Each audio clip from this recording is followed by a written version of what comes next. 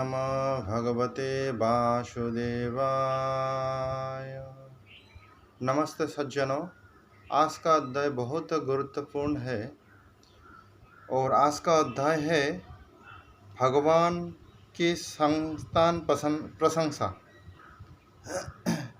ये 259वां अध्याय है और यह विष्णु धर्मोत्तर महापुराण का अध्याय।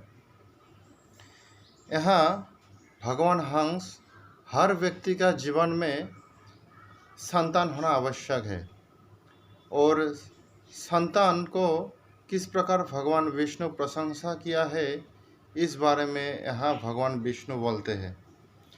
हंस भगवान ने कहा, ब्रह्मचार्य से भ्रष्ट तथा संतान विहीन मानव बहुत अधिक तपस्या कर लेने पर लोकों में गति को नहीं प्राप्त करता है।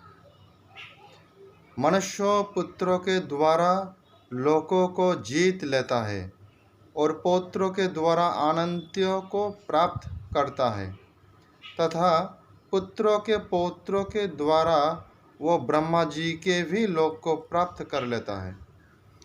यहाँ भगवान विष्णु बोलते हैं, हे ब्राह्मण, जो प्रत्येक मनुष्य के जीवन में दो बातें हैं, तो वो व्यक्ति को अगर उद्धार होना है, मृत्यु के बाद सद्गति पाना है, तो या तो वो विवाह के बाद संतान को उत्पन्न करे और उस संतान के द्वारा और उस संतान से वो सत्क्रिया द्वारा उसकी सद्गति होना संभाविक है।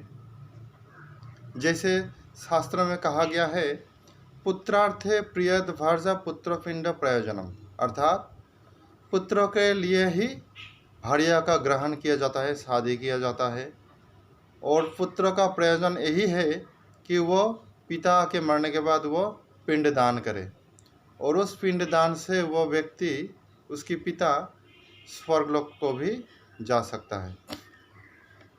तो इस प्रकार भी पुत्र के द्वारा सद्गति को पाना भी शास्त्र में, अनेक शास्त्र में वर्णन है। और दूसरी बात यह है, अगर कोई व्यक्ति अपना जीवन में गृहस्थ आश्रम का ग्रहण ना करे, वह सोचे जैसे हम तो शादी नहीं करेंगे, ब्रह्मचर्य का ही आश्रम में रहेंगे और ब्रह्मचर्य का व्रत पालन करेंगे और इससे सद्गति पाएंगे, तो यह भी ठीक है। ब्रह्मचर्य का व्रत अगर ठीक से पालन किया गया तो वह भी संसार सागर से पार हो सकता है। अगर वो व्यक्ति ब्रह्मचर्य का पालन नहीं करता है, ब्रह्मचर्य व्रत से भ्रष्ट होता है किसी प्रकार, जैसे ब्रह्मचर्य का अर्थ यहाँ कहा है, कर्मणा मनसा वाचा सर्वावस्थासु सर्वथा सर्वत्र मैथुना त्यागो ब्रह्मचार्यम प्रचक्षते। यहाँ ब्रह्मचर्य का 8 अंग बोला गया है। जैसे कोई भी स्त्री के विषय में चिंता ना करना, यह पहला। दूसरा है यौन जीवन के संबंध में कोई आलोचना ना करना, यह दूसरा। तीसरा है कोई भी स्त्री के संग में बातचीत या मेलताल ना करना। चतुर्थ बात है कोई भी स्त्री के प्रति कामपूर्ण दृष्टि से ना देखे। पंचम बात है कोई भी स्त्री के साथ अंतरंग भाव से बातचीत ना करे। छठा बात है मैथुन के विषय में कोई मन में संकल्प ना करे। सातवां अथवा यौन संग के विषय में कोई चेष्टा ना करे। आठवां मैथुन में लिप्त ना होना। अगर ये 8वां अंग परिपूर्ण से पालन हो जाए तो उसका परिपूर्ण ब्रह्मचर्य का पालन हो गया, तो इससे वो भगवत प्राप्ति हो सकता है। अर्थात कोई भी आश्रम में रहे, साधु के लिए सदा सर्वदा पर स्त्री का संग, पर स्त्री के विषय में सोचना, यह हर वर्ण आश्रम में यह निषेध है। यहाँ भगवान चैतन्य चैतन्य चरितामृत में भी भगवान गौरांग कहा है जे असत संग त्याग ए वैष्णव आचार, स्त्री संगी एक असाधु कृष्ण भक्तवार। जैसे कोई पर स्त्री का संग जो करता है वो भी साधु नहीं है, और जो असत संग का संग करता है, असत लोगों के साथ मिलता है, तो वो भी साधु नहीं है। तो इसलिए जो ब्रह्मचर्य का पालन करता है उसको हर तरह से स्त्री से दूर ही रहना ठीक है। और भी ब्रह्मचर्य का बहुत नियम है। तो पहला पतन होने का संभावना यही में तो रहता है स्त्री के विषय में। अगर इस जगह से वो मुक्त हो गया तो बाकी जगह से अनासक्त होना बहुत सहज बात है। ठीक है। और भगवान बोलते हैं अगर कोई व्यक्ति ब्रह्मचर्य से भ्रष्ट हो गया अथवा शादी के बाद कोई संतान ना हुआ, तो इस तरह का व्यक्ति का बहुत तपस्या कर लेने पर भी परलोक में गति नहीं हो पाता है। और भगवान बोलते हैं जो कोई किसी का शादी के बाद पुत्र हो गया तो उस व्यक्ति को भी प्रशंसा किया जाता है, और उस पुत्र का पौत्र हो गया तो वो ब्रह्मा के लोक को भी जीत लेता है। तो ये भी कहा है। किंतु पुत्र अवश्य सद होना चाहिए और पिता का अनुगत होना चाहिए, और पिता का हर तरह की वैदिक काम क्रिया सदनुष्ठान करता रहे तो उसका पिता का सदगति होता है। हे द्विजश्रेष्ठो,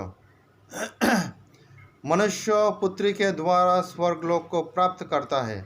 दौहित्र के द्वारा मनुष्य प्रजापति के लोक में जाता है।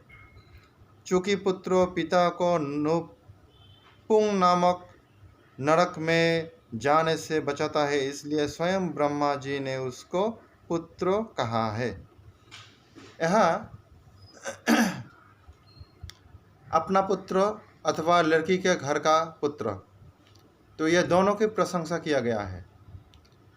इन दोनों को ब्रह्मा ने पुत्र नाम शब्द दिया है, इसलिए क्योंकि पुंग नामक अथवा पुत नामक नरक से पुत्र बचाता है, इसलिए ब्रह्मा ने स्वयं इसका पुत्र नाम रखा है।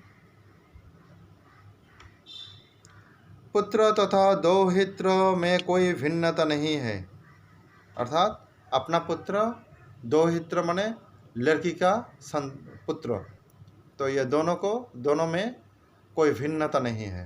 ये दोनों से व्यक्ति तार जाता है। दौहित्र भी मनुष्यों को पौत्र के समान तारने का काम करता है। अतएव जो अपने वंश का विनाश करता है वह नरक में निश्चित रूप से जाता है। यहाँ बोलता है दौहित्र अर्थात लड़की का पुत्र को भी पौत्र जैसे नाती, उससे भी व्यक्ति अपने तारने का काम कर सकता है। अतएव जो व्यक्ति अपने वंश का विनाश करते हैं, वंश में लड़की हो या लड़का हो एक ही बात है, दोनों से उद्धार होना संभव है। तो जिसका वंश में न लड़का है न लड़की है, वंश का जनरेशन बंद हो गया है, तो उस व्यक्ति का विनाश होता है, स्वर्ग का द्वार भी बंद हो जाता है। अतएव व्यक्ति शादीशुदा करके लड़की हो या लड़का हो तो संतान संतति अवश्य पैदा करना चाहिए। पुत्र और पौत्रों से युक्त मनुष्य स्वर्ग लोक में पूजित होता है, और जो पुत्र जिसका पुत्र है, जिसका पौत्र है अर्थात नाती पुती, तो स्वर्गलोक में उसका बहुत प्रशंसा किया जाता है, ताड़ते हैं। यहाँ एक बात है, जैसे जरत्कारो मुनि महाभारत में एक कहानी है, तो वो तो बूढ़ा हो गया, शादी भी नहीं किया है। तो एक दिन वह तीर्थ लोग घूमते घूमते एक बार देखा कि बहुत सा पुरुष, वृद्ध पुरुष एक कूप में वो जैसे पेड़ का जो शिखर है उसमें झूल रहा है। तो उन लोग तो पहचान लिया, मगर वो जरूरत कर्म उन लोग को नहीं पहचाना।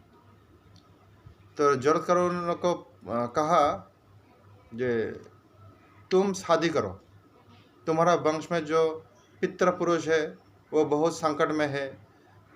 तो वो लोग बोलते हैं उन लोग का वंश में एक पुत्र है, उसका हाँ, और वो भी शादी नहीं किया है।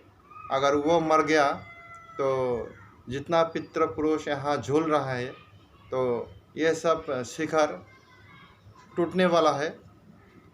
अगर उसका जो आखिरी जो निशान है वो मर गया तो यह सब टूट जाएगा और यह कूप में गिर के पतन हो जाएगा, नरक में गिरेगा। तो पूछा कौन है वो? तो बोले उसका नाम जरत्कारु है। तो उसने कहा मेरा नाम ही तो जरत्कारु है। तो परिचय हो गया। तो उनको बोला कि तुम शादी करो, उसके बाद संतान को उत्पन्न करो तो हम लोग का उद्धार हो जाएगा। तो फिर जरत्कारु मुनि ने देवी मनसा के साथ शादी किया, उसे एक पुत्र उत्पन्न किया। हाँ, तो उसका नाम आस्तिक है। इस तरह उन लोग का सद्गति हो गया। तो इसलिए शास्त्रों में बोला है जो व्यक्ति को अपने जीवन में पुत्र अवश्य जन्म देना है, वंश को बंद नहीं करना है, वंश को चलायमान रखना है। हे द्विजेंद्र, संतान वाला ही पुरुष पराकीर्ति से युक्त होता है, कीर्ति से युक्त मनुष्य स्वर्गलोक में जाता है, अतएव संतान वाला ही पुरुष प्रधान होता है। आज का वीडियो यहाँ ही सज्जनों, आशा करता हूँ इस वीडियो से आपको बहुत अच्छा लगा होगा। तो आज के लिए इतना ही। जय श्री राधे।